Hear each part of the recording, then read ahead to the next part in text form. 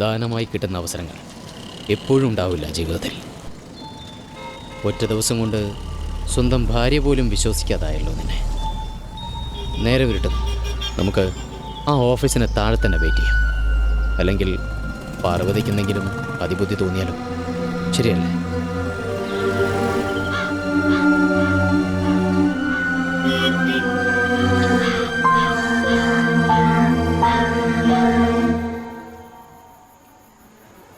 എന്താ തളർന്നോ? ഓടി ശീലമില്ലാത്തവരങ്ങനെയാ, പെട്ടെന്ന് തളരും. നിങ്ങൾക്ക് ജീവിതത്തിൽ ഇതുപോലെ ഓടേണ്ട ആവശ്യം വന്നിട്ടില്ലല്ലോ. അമ്മുമോൾ എങ്ങനെയാ? വാശിയുണ്ടോ? വിളിച്ചു നോക്കാല്ലേ?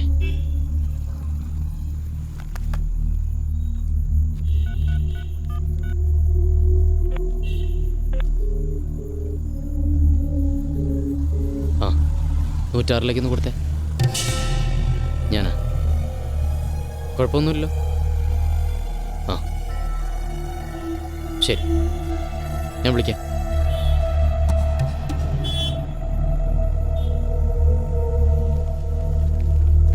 പാർവതി, പാർവതി തെറ്റില്ലാത്തൊരു ചരക്കല്ലേ? രാവിലെ മുതൽ ഇത്ര ടെൻഷൻ അടിച്ച് ഓടിയിട്ടും ആ ഗ്ലാമറിനൊന്നൊരു കുറവുമില്ല.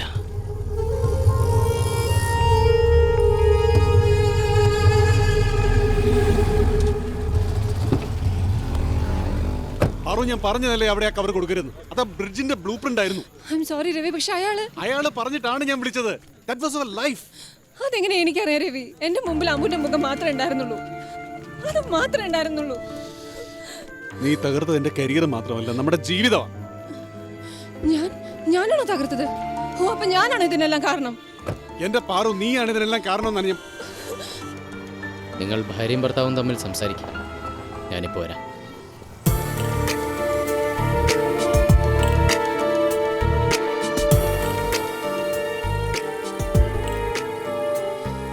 ഞാനല്ല രവി കാരണം.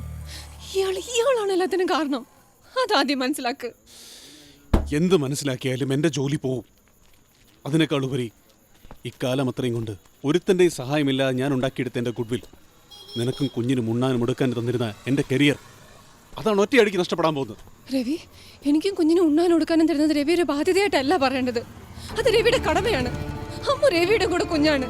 ആണോ? അതെനിക്കൊരു പുതിയ അറിവാണ്. അല്ലെങ്കിലും നിനക്കുള്ളതാ. എന്തെങ്കിലും ചെയ്ത് തെറ്റാണെന്ന് ഉറപ്പാകുമ്പോൾ എൻ്റെ മേലെ ഒരു പഴിയാ. Try to understand Ravi. അയാൾക്ക് ഇത് തന്നെയായിരുന്നു ആവശ്യം. ആ ബ്രിഡ്ജിന്റെ പ്ലാൻ ലീക്ക് ചെയ്യുന്നതിനേക്കാൾ ആവശ്യം നമ്മൾ തമ്മിൽ തെറ്റിക്കായിരുന്നു. അതിപ്പോ അയാൾ സാധിച്ചു. വളരെ ഈസിയായി. രവി, അയാൾ ഫോൺ എടുത്തിട്ടില്ല. അയാൾ അവസാനമായി വിളിച്ച കോൾ ഏതൊരു ഹോട്ടൽ റൂമിലേക്കായിരുന്നു. എനിക്ക് ഉറപ്പാണ് അമ്മ ഓടി ഉണ്ടെന്ന്.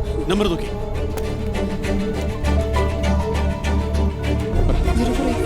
കോഡ് വേണ്ട, നമ്പർ 252 32 81. രവി,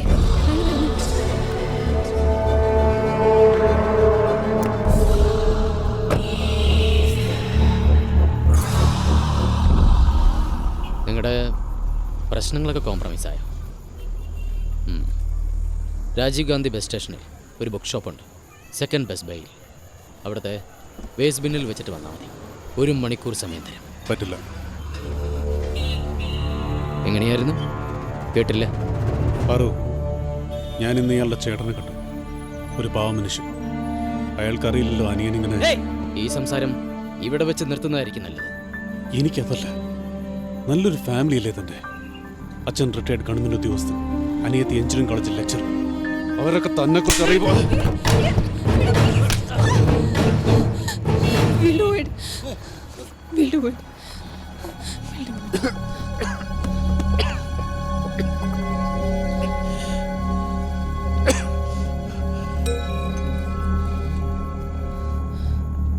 രവി, എന്തായിരിക്കും ഈ പെട്ടിയില്?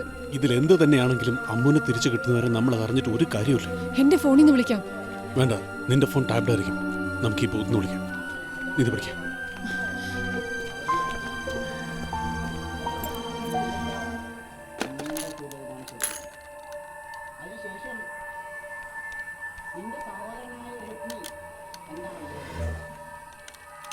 Hello Queens Lodge. ഇതെവിടെയാ?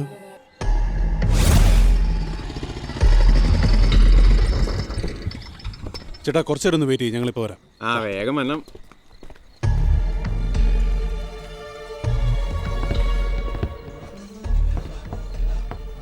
അണ്ണാ ടൈം അണ്ണാ.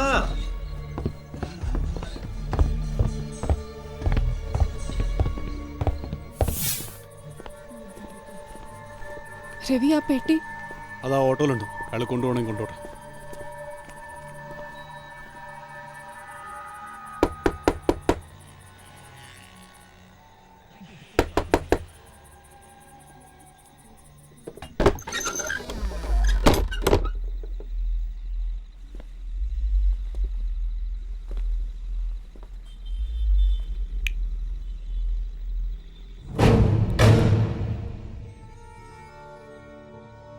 ഇത് കള്ളക്കളിയല്ലേ എബ്രഹാമേ? നീ കളിയുടെ രസം കളഞ്ഞു. നിന്നെ അറിയുന്ന ഈ നഗരത്തിൽ ഒരു പകൽ മുഴുവൻ നിന്നെ ആ കാറിനുള്ളിൽ എനിക്ക് പൂട്ടിയിടാമെങ്കിൽ, ഇത്രയൊക്കെ ചെയ്യാമെങ്കിൽ എൻ്റെ മൊബൈൽ ഫോൺ നിന്റെ കാറിനുള്ളിൽ വെറുതെ അങ്ങ് വലിച്ചെറിഞ്ഞിട്ട് പോകുമെന്ന് കരുതിയോടാ വിട്ടി. എൻ്റെ ആ ചൂണ്ടയിൽ നീ ശരിക്കും കുരുങ്ങിയല്ലേ? എന്തിനാ ഞങ്ങളെങ്ങനെ? നിങ്ങൾ ആരാ? തക്ഷകന്റെ കഥ കേട്ടിട്ടില്ലേ? അപകടങ്ങൾക്ക് രൂപമില്ല. 7 നില മാളികയിൽ ഒളിച്ചിരുന്നാലും അത് കഴുത്തിൽ ചുറ്റി വരിഞ്ഞ് ശ്വാസം മുട്ടിക്കും. എന്റെ മോൾ എവിടെ? പറയാം. എന്തുപറ്റി ഒരു കുഞ്ഞ് നിർത്തി കളഞ്ഞത്? 2 പേര് വേണ്ടേ? ഒന്ന് പോയാൽ മറ്റൊന്നുണ്ടെന്ന് ആശ്വസിക്കാൻ. പ്ലാനിങ് ആയിരുന്നോ? അതോ രവിക്ക് നിന്നെ മടുത്തോ?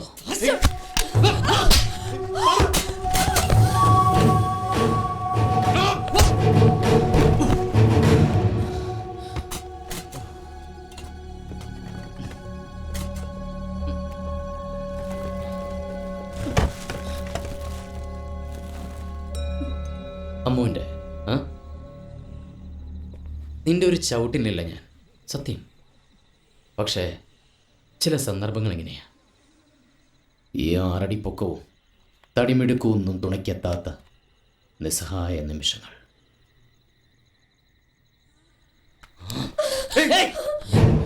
ഇനി ഒരടി മുന്നോട്ട് വെച്ചാൽ ഇതുപോലെ ഞെരിക്കും നിന്റെ കുഞ്ഞിനെ.